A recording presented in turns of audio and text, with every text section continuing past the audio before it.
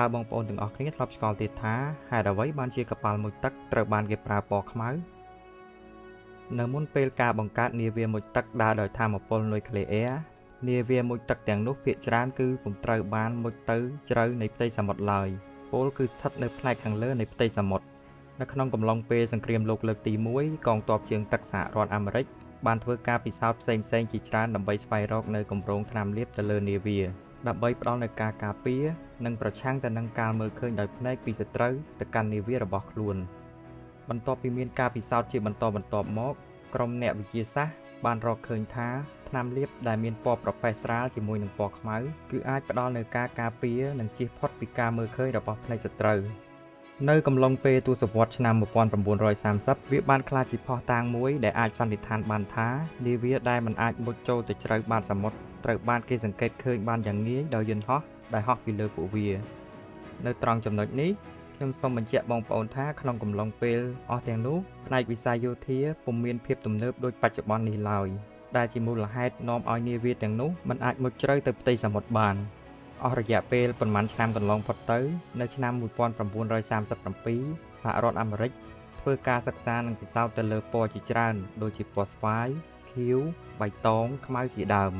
ជាលទ្ធផលពួកគេបានរកឃើញនូវពណ៌មួយដែលផ្ដល់បាននូវការលាក់ខ្លួនក្នុងទឹកហើយអាចផ្ដល់នូវសុវត្ថិភាពនោះគឺជាពណ៌ខ្មៅវត្ថុធាតុដើមដែលគេយកមកប្រើប្រាស់នោះគឺជាជ័រកៅស៊ូធម្មជាតិដែលមានពណ៌សហើយត្រូវបានគេថែមនៅកាបូនខ្មៅនិងសារធាតុផ្សេងៗសំខាន់ទៀតដើម្បីឲ្យជ័រទាំងនោះប្រើប្រាស់បានយូរអង្វែងហើយអាចទប់ទល់ទៅនឹងសម្ពាធខ្ពស់នៅជម្រៅទឹកជ្រៅក្រោមបាតសមុទ្រជ័រធម្មជាតិនិងកាបូនខ្មៅត្រូវបានគេយកមកផ្សំចូលគ្នាឲ្យចេញជាថ្នាំលាបដែលមើលទៅមានចន្លោះប្រហោងតូចៗរាប់ពាន់ចន្លោះលក្ខណៈពិសេសរបស់ប្រហោងទូចៗទាំងនោះគឺវាដើរតួយ៉ាងសំខាន់ក្នុងការស្រូបយករលកសំឡេងសូណា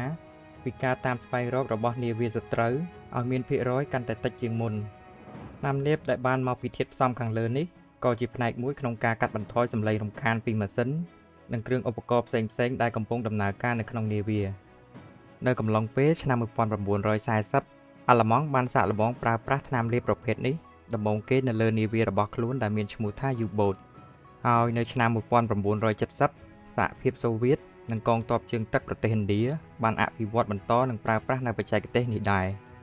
នៅទសវត្សរ៍ឆ្នាំ1980សហរដ្ឋអាមេរិកនិងចក្រភពអង់គ្លេសក៏បានចាប់ផ្ដើមប្រើប្រាស់នៅបច្ចេកវិទ្យាទាំងនេះដូចគ្នា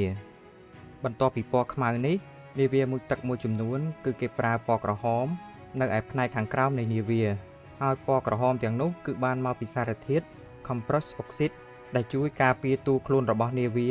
ពីសត្វសមុទ្រផ្សេងៗសារាយឬប្រភេទសត្វមួយចំនួនទៀតដែលអាចតោងជាប់នឹងខ្លួនរបស់នាវា